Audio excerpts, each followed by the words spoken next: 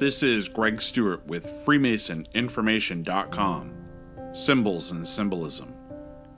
In this episode, we'll examine a reading from Mackey's Encyclopedia of Freemasonry on the assassins of the third degree. He writes, "There is in Freemasonry a legend of certain unworthy craftsmen who entered into a conspiracy to extort from a distinguished brother a secret of which he was the possessor. The legend is altogether symbolic, and when its symbolism is truly comprehended, becomes surprisingly beautiful. But those who look at it as having the pretension of a historical fact, it is sometimes treated with indifference and sometimes considered an absurdity. But it is not thus that the legends and symbols of Masonry must be read. If we would learn their true spirit, to behold the goodness in all her glorious beauty, the veil that conceals her statue must be withdrawn. Masonic writers who have sought to interpret the symbolism of the legend of the conspiracy of the three assassins have not agreed always in the interpretation, although they have finally arrived at the same result, namely, that it has a spiritual signification. Those who trace speculative Masonry to the ancient solar worship, of whom Ragon may be considered as the exponent, find in this legend a symbol of the conspiracy of the 3 winter months to destroy the life-giving heat of the sun.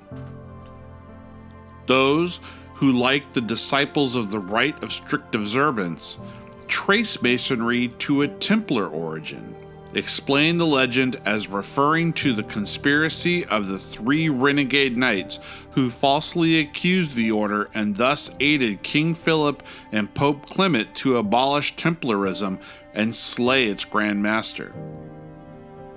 Hutcheson and Oliver, who labored to give a Christian interpretation to all the symbols of Masonry, referred to the legend of the crucifixion of the Messiah, the type of which is, of course, the slaying of Abel and his brother Cain.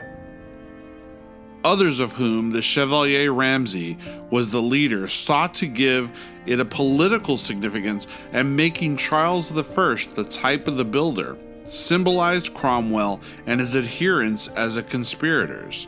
The Masonic scholars, whose aim has been to identify the modern system of Freemasonry with the ancient mysteries, and especially with the Egyptians, which they suppose to be the germ of all the others, interprets the conspirators as the symbol of the evil principle of Typhon, slaying the good principle or Osiris, or when they refer to Zoroastric mysteries of Persia as airmen contending against Ormuzd.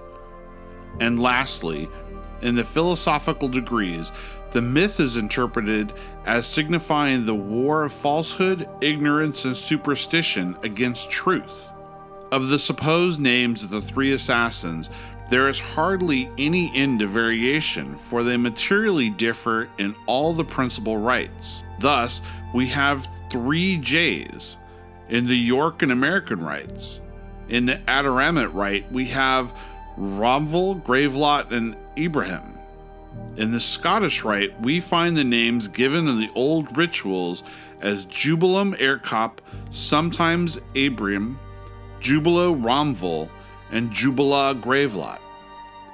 Skerte and Otterfurt are in some of the German rituals, while other Scottish rituals have Ibram, Romvel, and Hoban.